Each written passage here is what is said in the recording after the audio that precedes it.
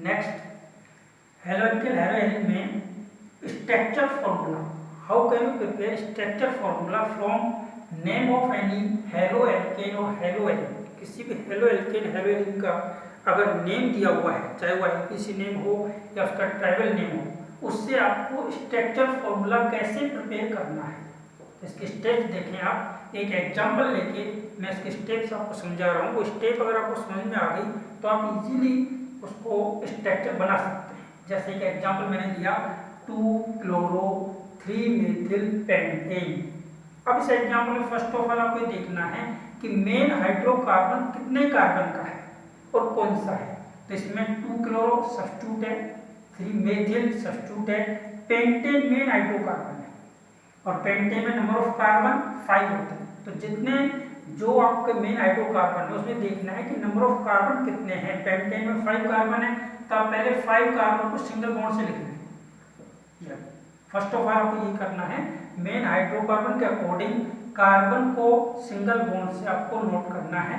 5 carbon है, 1 2 3 4 5 single bond से attach करके 5 कार्बन को हम इस तरीके से लिख दें।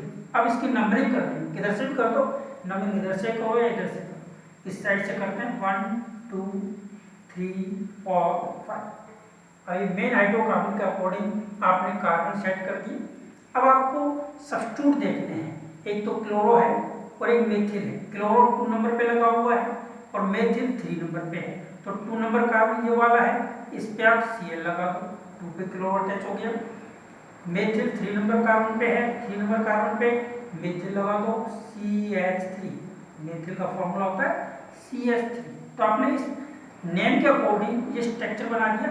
अब आपको ये देखना है, हम जानते हैं कार्बन की वैलेंसी 4 होती है और 4 वैलेंसी जो होती हैं वो नियर बाय बॉन्ड और ग्रुप के द्वारा कंप्लीट होती है। तो जिसकी अगर 4 वैलेंसी कंप्लीट नहीं हो रही है तो उसको कंप्लीट करने के लिए आपको हाइड्रोजन एटम अटैच करने हैं।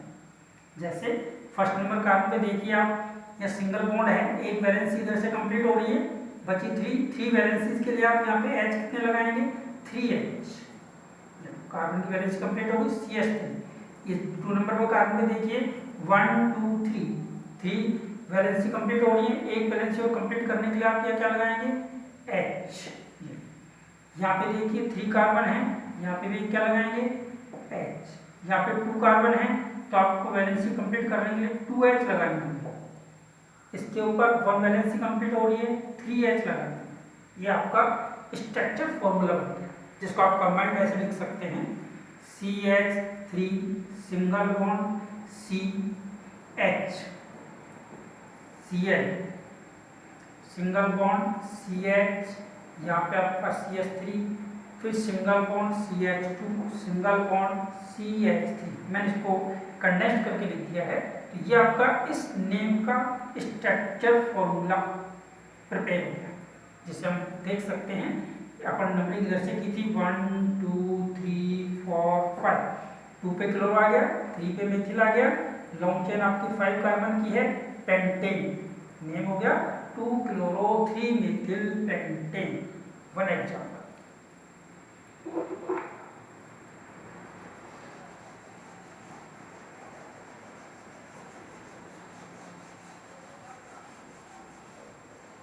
एक एग्जाम्पल और लेते हैं अपन इसका, 1-bromo-4 secondary butyl two methyl benzene. 1-bromo-4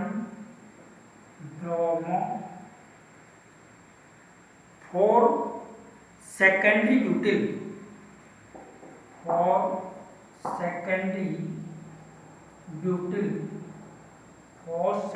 butyl 2-methyl-benzene 2-methyl-benzene।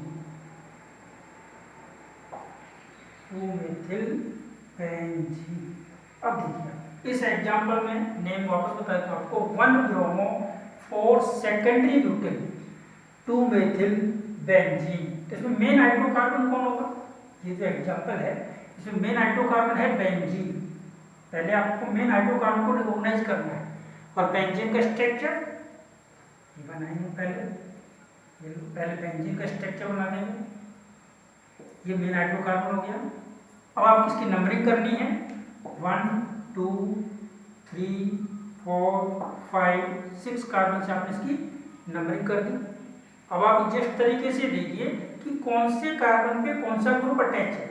1 number carbon पे ब्रोमो है, 4 नंबर कार्बन पे आपको सेकेंडरी ब्यूटिल लगाना है और 2 नंबर कार्बन पे मेथिल लगाना है।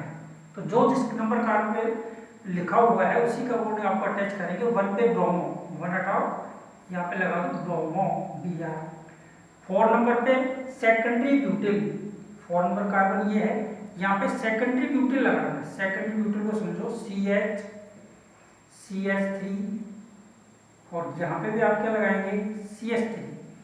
सेकेंडरी ब्यूटिल एक और लगा देंगे आगे CH2 CH3।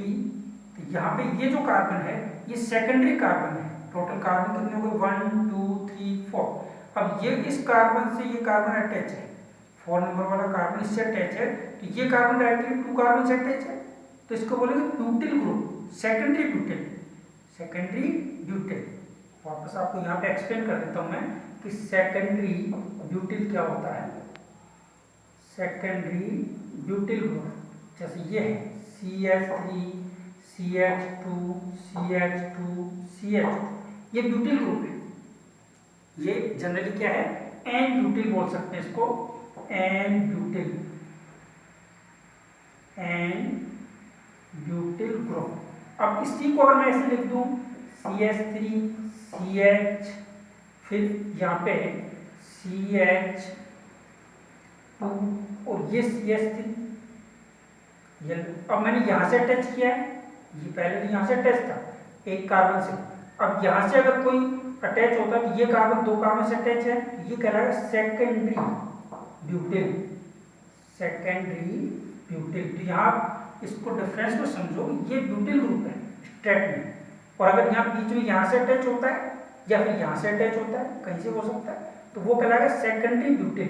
और इसी में टर्सरी ब्यूटिल बन सकता है, वो इस तरीके से बनेगा। यहाँ CH यहाँ पे CH3 CH3 इसको बोलते हैं टर्सरी ब्यूटिल। अब आप देखो ये Cl या जो भी ग्रुप है यहाँ पे कुछ भी अटैच है वो इस कार्बन से अटैच है, ठीक है। तो यहाँ से अटैच है, तो ये कार्बन डायरेक्टली 1 2 3 कार्बन से अटैच है, 3 कार्बन से अटैच, इसको बोलेंगे टर्सरी ब्यूटिल। ये वाला यहाँ से इसको अटैच है, तो ये सेकेंडरी ब्यूटिल, और ये आपका प्राइमरी या फिर एन ब्यूटिल। ऐसे तीनों में डिफरेंस आपको समझना है कि एन, सेकेंडरी और टर्सरी ब्यूटिल में डिफरेंस क्या है। आप यहाँ देखिए 4 सेकेंडरी ब्यूटिल, 4 पे सेकेंडरी ब्यूटिल अटैच कर दिया, फिर 2 पे मेथिल, 2 वाला नंबर ये है, तो 2 नंबर पे कौन सा ग्रुप आएगा मेथिल ग्रुप अटैच कर दिया। यहाँ पे 2 पे लगा दिया आपने मेथिल और बेंजीन। ये आपका स्ट्रक्चर हो गया, 1 ब्रोमो, 1 पे ब्रोमो आ गया, 4 पे सेकेंडरी ब्यूटिल, 4 नंबर पे सेकेंडरी ब्यूटिल अटैच किया, फिर 2 मेथिल, 2 पे मेथिल लगा दिया और मेन हाइड्रोकार्बन बेंजीन। इस तरीके से हम कह सकते हैं कि इस नेम का स्ट्रक्चर फॉर्मूला ये बने। इस तरीके से आपको किसी भी नेम्ड जो कंपाउंड है उसका स्ट्रक्चर बनाने के लिए फर्स्ट ऑफ ऑल उसका मेन हाइड्रोकार्बन देखा जाता है, फिर उसके बाद में उसकी नंबरिंग की जाती है कार्बन की। नंबरिंग करने के बाद में फिर आपको देखना है कि कौन से नंबर कार्बन पे कौन सा ग्रुप लगा हुआ है, वो ग्रुप वहाँ पे लगाएंगे। और ग्रुप लगाने के बाद में अगर कार्बन की वैलेंसी कंप्लीट नहीं हो रही है तो आप वहाँ हाइड्रोजन ऐड करके कार्बन की 4 वैलेंसी कंप्लीट करके स्ट्रक्चर को कंप्लीट करेंगे। That's all. Thank you.